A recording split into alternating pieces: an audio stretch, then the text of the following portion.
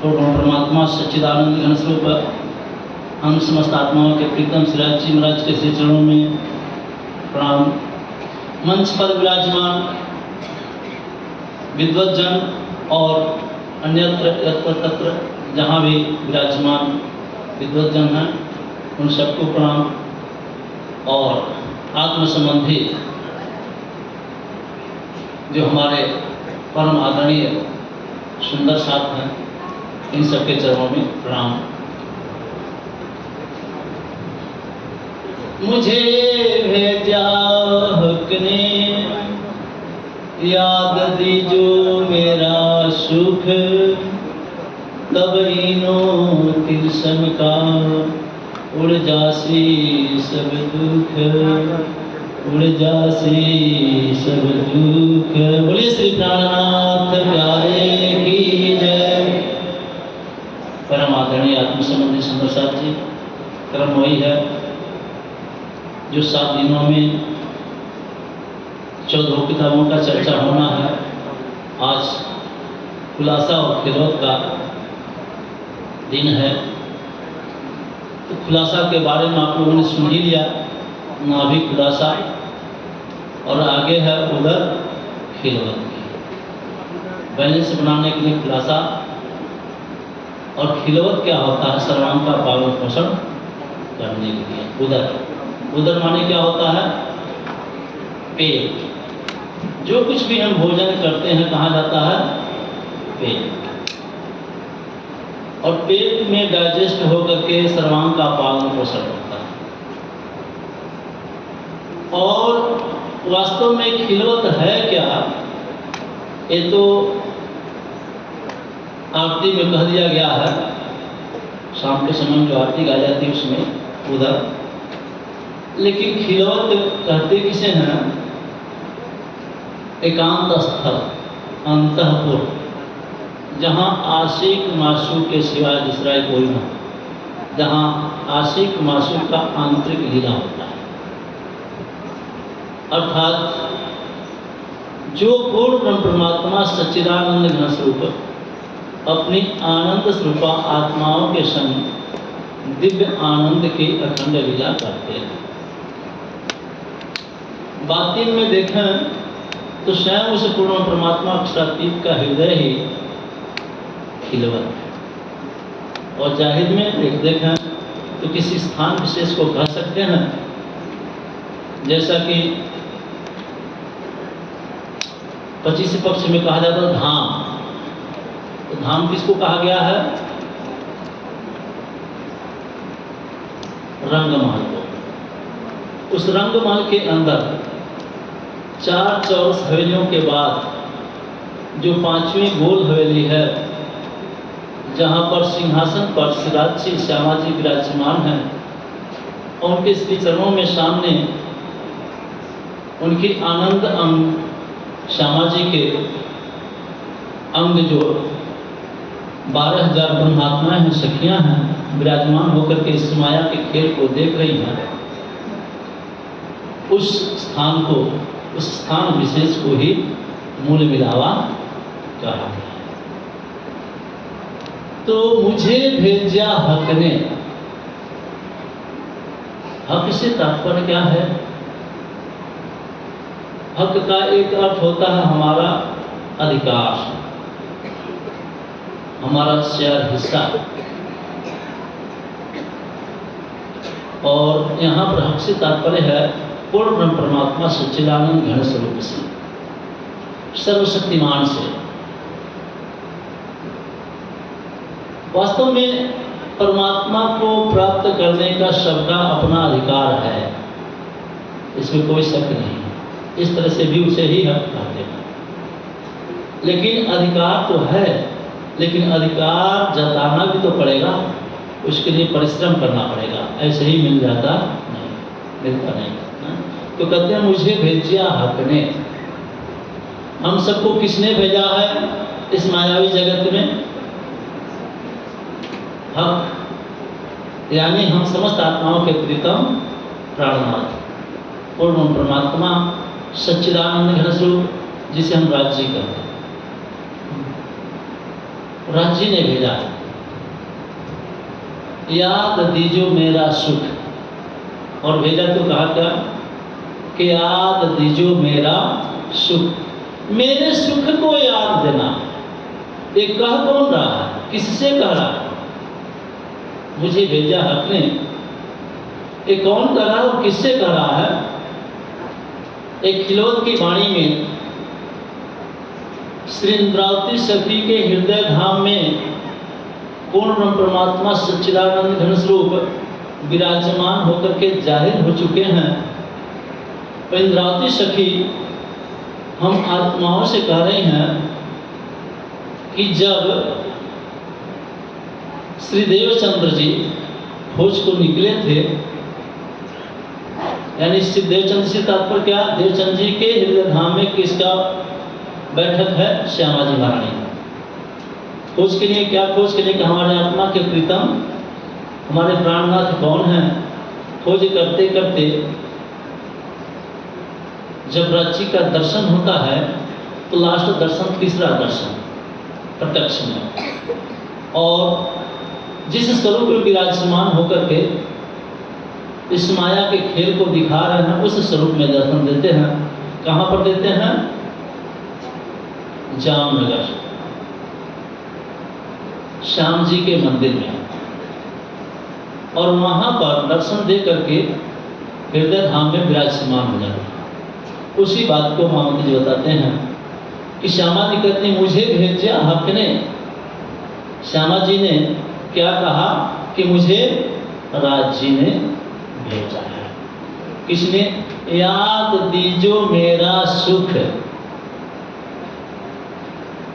परम धाम के सुख को याद देने के लिए कि अपना घर कहाँ है? इस मायावी जगत में नहीं, अपना मूल स्थान कहाँ है? परम धाम में, सर्वोपरि धाम में, सर्वश्रेष्ठ, वो जो सर्वशक्तिमान पूर्ण ब्रह्म परमात्मा सच्चिदानंद घन स्वरूप है, वो हम समस्त आत्माओं का अपना प्रीतम प्राणनाथ है। और जिस तरह से कन्या की शादी हो जाती है तो उसका मायका हो जाता है, माई का घर, उसका अपना घर कौन सा होता है? उसके पति का घर ही अपना घर होता है। ठीक है, तो आत्माओं का पति है कौन? परमात्मा। परमात्मा का घर ही आत्माओं का अपना घर है, अर्थात परम धाम क्या है? हम समस्त आत्माओं का अपना घर है। वही श्यामा जी कह रही हैं कि मुझे भेजा हक ने, क्या कहा राजी ने? याद दीजो मेरा सुख। हृदय धाम में यहाँ पर बैठ करके राजी ने कहा है कि हे श्यामा जी, मेरे सुख को याद दीजो मेरा सुख। हम आत्माओं को कितना प्यार करते हैं, कितना सुख देते हैं, उसको याद दिलाना। क्यों याद दिलाना? भूल चुकी है। तब इनो तिलस्म का, तिलस्म किसे कहते हैं? तिलस्म एक महल होता है, ठीक है, तिलस्म एक मायावी महल होता है। उस मायावी महल के अंदर सब कुछ होता है। सिपाही होंगे, सारी वस्तुएं होंगी, दीवार होंगे, दरवाजे होंगे, सब कुछ होंगे। और जो उस महल के अंदर प्रवेश कर जाता है तो उसके कोड को नहीं जानता है, वो फंस जाता है। समझ गए आप लोग? तिलस्म नाम का जो महल होता है, उस महल के अंदर जो भी जाता है फंस जाता है, निकल नहीं सकता। क्यों? इसलिए कि जो दरवाजा दिखाई पड़ेगा सोचेगा कि ये दरवाजा है, और दरवाजे से जाएगा तो सर टकरा जाएगा, क्योंकि दरवाजा होता नहीं, लगता है कि दरवाजा है। उस दरवाजे को यानी भ्रम मात्र दरवाजा, दरवाजा है नहीं। अभी 3D पेंटिंग चला हुआ है, 3D वस्तुएं हैं, 3D पेंटिंग से पेंट कर दिया जाए तो मालूम पड़ेगा कि कुर्सी है, और बैठने जाएंगे तो क्या होगा? बैठ पाएंगे? फट से गिर जाएंगे, क्योंकि कुर्सी तो होता नहीं है। लेकिन ऐसा प्रतीत होगा कि जैसे कुर्सी है। इसी तरह से 3D पेंटिंग वाला समझ लीजिए दरवाजा होगा। और 3D पेंटिंग दरवाजे से आप बाहर निकलना चाहेंगे तो निकल पाएंगे? सर टकराएगा कि नहीं टकराएगा? आदमी खड़े होंगे, मालूम पड़ेगा कि मूर्ति है, और उसको छुएंगे, जैसे छुएंगे वैसे ही आपका हाथ बदल जाएगा, यानी कुछ का कुछ हो जाएगा। ऐसा महल जिसके अंदर जाने के बाद फंसना ही फंसना, कोई निकल सकता नहीं। फिर क्या होगा? फिर तड़प तड़प कर तो उसी में मर जाता है। निकलता कौन है? जो कोड को जानता है, जो उसके बारे में जानता है, जिसके लिए वो तिलस्म होता है विशेष करके, वो निकल पाता, दूसरा कोई निकल पाता नहीं। तो उससे निकलने की कला, उससे निकलने की विद्या जिसको पता होगा, जैसे दरवाजा कहाँ से खुलेगा, सब तो दीवार ही है, और जो दरवाजा दिखाई पड़ रहा है वो दीवार है, और सब दीवार ही है। निकलेगा कैसे व्यक्ति? तो पता चलता है कि यहाँ पर दीवार के पास में एक साइड में एक थोड़ा सा ऊंचा सा स्थान है, बराबर ये कुछ अलग टाइप का है, उसको छूने से दरवाजा खुल गया, या उसको दबाने से। तो जो जानेगा कि बटन है वही तो दबाएगा, तभी दरवाजा खुलेगा, तभी बाहर आएगा। तो आप धाम धनी स्वीकार कर रहे हैं, यानी श्यामा जी के माध्यम श्यामा जी फरमा रहे हैं कि तब इन्हों तिलसम का उड़ जासी सब दुख। ये जो तिलस्म रूपी संसार में आकर के हमारी आत्माएं फंस गई हैं। कौन आत्माएं? जिसे ब्रह्मात्मा कहा गया है, ब्रह्मणि कहा गया है, ब्रह्म सृष्टि कहा गया है, मोमिन कहा गया है। ये जो ब्रह्मात्माएं इस मायावी जगत में आकर के तिलस्म के अंदर, अर्थात ब्रह्मांड रूपी घर के अंदर आकर के फंस गए हैं, निकल नहीं पा रहे हैं। बुद्धि कहाँ की हो गई है? मायावी, स्वप्न की। जिस तरह से हम सो जाते हैं और सोने के बाद सपना देखते हैं, तो सपना में हमारी बुद्धि कौन सी होती है? सपने को शरीर के पास कौन सी बुद्धि होती है? स्वप्न की बुद्धि होती है। स्वप्न की बुद्धि होने से उसको यह पता नहीं होता कि कोई शरीर सोया हुआ है, उस शरीर के सोए में हम भी सपने के बने हुए, सारे सपने के बने हुए हैं, क्योंकि उस सबके पास बुद्धि स्वप्न की होती है। इसी तरह से पूरा मायावी जगत है, स्वप्न का संसार है। स्वप्न के सृष्टि के जीवों के अंदर यह ज्ञान नहीं है कि कौन सोया है, किसके सपने में, कौन सपना देख रहा, किसके सपने में यह संसार बना है। स्वप्न की बुद्धि है। और इस स्वप्न के संसार में जो पूर्ण ब्रह्म परमात्मा सच्चिदानंद घन स्वरूप है, जो हम समस्त आत्माओं के प्रीतम प्राणनाथ हैं, जो सभी मालिकों के मालिक हैं, सर्वशक्तिमान हैं, उनकी आनंद स्वरूपा आत्माएं भी, यानी आत्माओं की स्वरूपता भी आकर के इसी बुद्धि को ग्रहण करती है। अब स्वप्न की बुद्धि होने से एक तिलस्मयी संसार के अंदर उलझ गए हैं, फंस गए हैं, निकले तो कैसे निकले? अब हम आत्माओं के प्रीतम अपने आनंद अंग श्यामा जी, जिनके हम अंग हैं, चंदन चढ़ाने में अपन बोलते हैं ना, श्री श्यामा जी ना अंग वो सुंदर साथ। हम सुंदर साथ कौन है? श्यामा जी के अंग। और श्यामा जी कौन है? राज्य के अंग है। और राज्य के अंग सुंदर साथ हुए कि नहीं हुए? अरे ये उंगली किसका अंग है? पंजे का, यानी इस बाह का, और बाह किसका? शरीर का। और शरीर क्या है? अंग प्रत्यंगों के समूह को ही तो शरीर कहते हैं। शरीर तो कोई अलग से कोई चीज है नहीं। इसी तरह से सब के सब, अर्थात केवल हमें नहीं, पूरा परमधाम ही राज्य महाराज का, धाम धनी का, पूर्ण परमात्मा अक्षरातीत का अंग प्रत्यंग है। उनके हृदय का स्वरूप श्यामा जी, श्यामा जी के हृदय के स्वरूप हम सब आत्माएं, और आत्माएं हम सब क्या हुई? यहाँ पर मायावी बुद्धि होने से भूल गई। राज्य श्यामा जी को जागृत करके उनसे कह रहे हैं कि जगाओ, बताओ उनको, ताकि इस तिलस्म से, इस मायावी जगत से निकलें, अपने धाम के आनंद को प्राप्त कर सकें। तो कहते हैं कि उड़ जासी सब भ्रम। हाँ, यहाँ के सुखों को जब बताओगी, मेरे सुख को, मेरे आनंद को, जिस दिव्य आनंद में, परम आनंद में हमेशा ये आत्माएं सराबोर रहती हैं, इस सुख को जब याद आएगा, जानेंगी, तब दुखमय संसार को, तिलस्म को छोड़ देंगे। यही इसकी चाबी है, यही तरीका है। कहते हैं कि बीच बगा के बैठ के हके कहे आयु कर, यानी बका मतलब अखंड होता है। बीच बका के अखंड परम धाम के अंदर बैठ करके राज जी ने इस प्रकार से कहा। क्या कहा इस प्रकार से? रू अल्लाह कहियो रू हंसो, भूल गैया हक घर।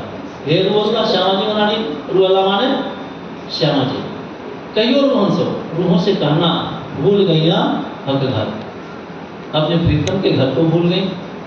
सीधा सीधा अर्थ इसका यही है, बीच बका के वैज्ञानिक परम धाम के अंदर। अब बीच बका से तात्पर्य यहाँ पर समझने वाली बात है कि परम धाम, जो नूरी परम धाम है, उसके अंदर बैठ करके राज्य कह रहे हैं कि रू अल्लाह कहियो रू हंसो, हे श्यामा जी आत्माओं से कहना भूल गैया हक घर, राज्य के घर को भूल गए। सीधा तो यही बात, लेकिन नहीं, उस नूरी परमधाम के अंदर की बात नहीं है। क्यों? अगर नूरी परमधाम के अंदर राज्य श्यामा जी से कह रहे हैं, इसका मतलब सखियां पहले आ चुकी हैं, श्यामा जी अभी आई नहीं है, यानी श्यामा जी की सुरता मायावी जगत में नहीं आई है, तभी तो कह रहे हैं। तब एक दिली वाहिदत का हिसाब नहीं रहेगा। पौड़सी भेले और जागसी भेले, यह सिद्धांत समाप्त हो जाएगा। अर्थात श्यामा जी भी फरामोशी में है और सखियां भी फरामोश में है। जो आएगा, जैसे सपोज कीजिए हमारा शरीर है, हमारा हाथ चला गया वहां, चला जाएगा कहीं और, पांडाल से बाहर हाथ हमारा चला गया और हमारा शरीर यही है, संभव है? अगर हाथ चला जाएगा, हाथ अलग होकर ही तो जाएगा ना, और जब अलग होकर के जाएगा तब क्या कहा जाएगा? अंग भंग शरीर हो जाएगा कि नहीं हो जाएगा? इसका मतलब हमारा शरीर भी जाएगा तब वहां हाथ जाएगा। तो राज्य भी आए हैं, श्यामा जी भी आई हैं और सखियां भी आई हैं, लेकिन सखियों को, श्यामा जी को राज्य की पहचान नहीं है। राज्य श्यामा जी को पहचान करा दिए अपनी। कहाँ पर? श्याम जी के मंदिर में। मैं पहले ही बता चुका, जामनगर के अंदर जो स्वरूप खेला वृंदावन, श्याम जी के मंदिर में दियो दर्शन। वो स्वरूप जो वृंदावन के अंदर रास रमण किया था, कौन सा स्वरूप रास रमण किया था? राज्य का स्वरूप, राज्य का आवेश स्वरूप। वही आवेश स्वरूप राज्य का यहाँ पर दर्शन देता है और वही आवेश स्वरूप हृदय धाम में विराजमान हो जाता है। यानी नूरी परम धाम के अंदर नहीं, श्यामा जी के हृदय धाम में विराजमान होकर के उस स्वरूप क्या कहते हैं कि रू अल्लाह कहियो रू हंसो, यानी बीच बका के बैठ के, अर्थात बका ने अखंड परम धाम, श्यामा जी का दिल ही अखंड परम धाम राज्य बनानी है। तले ऊपर अर्श नहीं, अर्श कहाँ? मोहनों के दिल को। यानी राज्य महाराज वास्तव में परम धाम है कहाँ? जहाँ राज्य होते हैं वहीं परम धाम होता है। सूरज किधर से निकलता है? पूरब से। पूरब से निकलता है ना? नहीं, जिधर से सूरज निकलता है उधर ही पूरब होता है। सीधा सा सिद्धांत है, अगर पश्चिम से निकलने लगे तो पश्चिम नहीं रहेगा, वही पूरब हो जाएगा। जिधर से सूरज निकलेगा, सूरज दिखाई पड़ेगा, वही पूरब होता है। इसी तरह से राज्य जहाँ होंगे वही उनका परम धाम होगा। इस प्रकार से राजी महाराज क्या किए, अब अपना परिचय देकर के श्यामा जी के हृदय धाम में विराजमान हो गए। जब श्यामा जी के हृदय धाम में विराजमान हो गए हैं तो श्यामा जी का हृदय धाम क्या हो गया, धाम हो गया, अर्थात परम धाम हो गया। अब श्यामा जी से राज्य कहते हैं बीच बका के बैठ के, अर्थात उनके हृदय धाम में विराजमान होकर के कह रहे हैं होकर इस प्रकार से कहते हैं कि रू अल्लाह कहियो रूहन से, श्यामा जी आप जो है परम धाम की आत्माएं आपके साथ आकर के इस मायावी जगत में, इस तिलस में फंस गई हैं, अपने आप को भूल गई हैं, अपने घर को भूल गई हैं, मुझे भी भूल गई हैं, आपको भी भूल गई हैं, जैसे आप हमें भूल गए थे, आप उन सखियों को भूल गए थे, इसी तरह से सखियां भी भूल गई हैं। तो अब तो आप जान गए, आप पहचान गए, अब आप क्या करना, रूहों से कहना, बड़े प्यार से रूहों से कहना, क्या करना, भूल गईयां हक घर, रूहें अपने घर को भूल गई हैं, परम धाम को भूल गई हैं, अपने प्रीतम के घर को भूल गई हैं, अर्थात अपने प्रीतम को भूल गई हैं, अपने घर को भूल गई हैं। ये बात रूहों को बताना, बड़े प्यार से समझाना कि संसार मायावी है, असत्यात्मक है, जड़ात्मक है, दुखात्मक है, और परम धाम असत्यात्मक, जड़ात्मक, दुखात्मक नहीं है। वह अखंड है, आनंदमय है, सच्चिदानंदमय है, सच्चिदानंदमय ही नहीं सच्चिदानंद घनमय है। सच्चिदानंद और सच्चिदानंद घन में बहुत अंतर होता है। तो सच्चिदानंद घनमयी अपना दिव्य धाम है, परम धाम है, उसके बारे में आप बताना। आगे की चौपाई करती है, हाथ रसूल के भेजिया। रसूल वास्तव में किसे कहते हैं, पोस्टमैन किसे कहते हैं, डाकिया को। डाकिया कौन सा भाषा है, कोई बताएगा, हिंदी, उर्दू, चलिए कोई उर्दू करा, कोई हिंदी करा, जो भी हो। और पोस्टमैन अंग्रेजी। एक ही चीज को डाकिया कहा जा रहा है कि दूसरे चीज को, यानी जिसको पोस्टमैन कहा जा रहा है उसी को तो डाकिया कहा जा रहा है, उसी को रसूल भी कहते हैं। समझ गए आप लोग, यानी संदेशवाहक, संदेशा देने वाला। जो संदेशा दे उसको क्या कहते हैं, रसूल कहते हैं, डाकिया कहते हैं, पोस्टमैन कहते हैं। पोस्ट दे रहा, संदेशा दे रहा, खबर दे रहा, चिट्ठी दे रहा, पत्र दे रहा, वो क्या है, डाकिया है, रसूल है। तो वही कहते हैं कि हाथ रसूल के भेजिया, रसूल के हाथ संदेश, अर्थात संदेश ले आने वाला रसूल, डाकिया, संदेश वाहक है। कौन हो सकता है, कोई भी हो सकता है। एक ही होता क्या, जिसके हाथ से संदेश दिया जाए वही डाकिया होगा, संदेशवाहक होगा। तो कहते हैं कि हाथ रसूल के भेजिया, तुम ऊपर फुरमान। महामती जी फरमाते हैं कि रसूल अर्थात श्यामा जी, फुरमान से तात्पर्य क्या है, फुरमाए हुई बातें, कही हुई बातें, यानी कहा। राज जी ने, पूर्ण परमात्मा अक्षरातीत ने कहा, किससे कहा, श्यामा जी महाराज से। यहाँ पर रसूल से तात्पर्य आप लोग, और फुरमान से तात्पर्य कुरान मत ले लीजिएगा, कुरान को भी कहा गया, ठीक है, मोहम्मद साहब को भी कहा गया रसूल, लेकिन यहाँ पर उससे तात्पर्य नहीं है, प्रश्न के साथ हाथ रसूल के भेजिया, तुम ऊपर फुरमान हकीकत मार्फत के, क्योंकि जो मोहम्मद साहब जो कुरान है उसको अगर आप लेंगे तो उसमें हकीकत और मार्फत है ही नहीं। हकीकत मार्फत का ज्ञान है क्या, केवल शरीयत और तरीकत का ज्ञान है, उसमें हकीकत मार्फत का ज्ञान नहीं है। 90,000 रूपों में जब बातें हुई, दीदार जब हुआ मोहम्मद का, ये तो आपको सुने होंगे कई बार, जब मेराज हुआ, दीदार को गए, दर्शन को गए, अल्लाह ताला को उन्होंने देखा, उन्होंने दावा कि मैंने देखा, बातें हुई, तो हकीकत मार्फत का ज्ञान भी उनको पता चला, देखे, जाने, सुने। लेकिन जैसे ही जमुना जी को पार किए, वैसे ही वो ज्ञान वहीं का वहीं रह गया, भूल गया। अब बतलाइए, जो चीज़ आपको भूल जाएगा हमें बताएंगे क्या, या किसी को बता पाएंगे? याद आएगा तब ना बताएंगे। याद आया ही नहीं तो बता कैसे पाएंगे, बताएंगे कैसे? इस प्रकार से उनके पास हकीकत मार्फत का ज्ञान है ही नहीं। कुरान के अंदर हकीकत और मार्फत का ज्ञान नहीं। ज्ञान कौन सा है उसके अंदर? शरीयत और तरीकत का मात्र। इससे सिद्ध होता है कि हाथ रसूल के भेजियाँ तुम ऊपर फरमान। आप धामधनी श्री नवरात्रि जी के हृदय धाम में विराजमान होकर के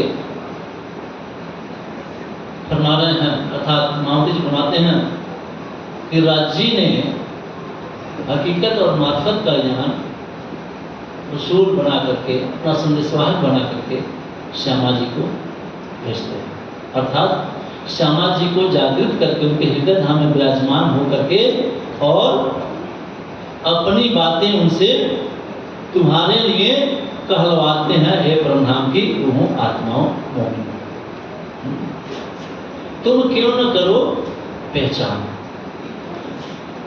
इतना करने के बाद भी हे परमधाम की आत्माओं, हे सुंदर साथ, आप पहचान नहीं कर रहे कि कौन। अर्थात ये उस समय की प्रसंग है, श्री देवचंद जी के अंदर धाम धनी विराजमान हो चुके हैं और जागने का काम शुरू है। 313 आत्माओं को जगा चुके हैं। कितनी आत्माओं को? 313 को। और वो किस प्रकार से जगाए हैं? आड़िका लीला से। आड़िका का मतलब क्या? चमत्कारिक लीला, चमत्कार रूपी पर्दे का। यानी वहां पर आप लोग देखेंगे, अभी तक पढ़े होंगे, सुने होंगे, आप लोगों को पता होगा कि राजी साक्षात दर्शन भी देते हैं सुंदर साथ को। सदगुरु देवचंद जी के अंदर से निकल करके बाहर विराजमान हो जाते हैं पटरा पर और बैठ करके भोजन करते हैं सबके साथ। भोजन करते हैं, सुने आप लोग। लेकिन स्वरूप कौन सा, यानी किस रूप में दर्शन देते हैं? कृष्ण के रूप में, लीला के रूप में। मूल स्वरूप, जिस स्वरूप में बैठ करके इस माया के खेल को दिखा रहे हैं, उस स्वरूप में दर्शन नहीं दे रहे। ये पर्दा हो गया, दर्शन दे रहे हैं। धामधनी सदगुरु देवचंद जी के हृदय धाम विराजमान है और चर्चा हो रही है, ब्रिज की चर्चा हो रही है।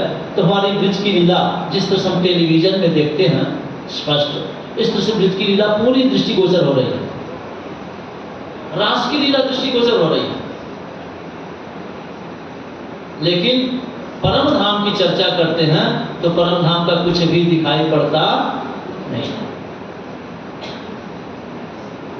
ये आड़िका लीला, लीला का स्वरूप तो दिखाई पड़ रहा है, लेकिन मूल स्वरूप का दर्शन नहीं होता।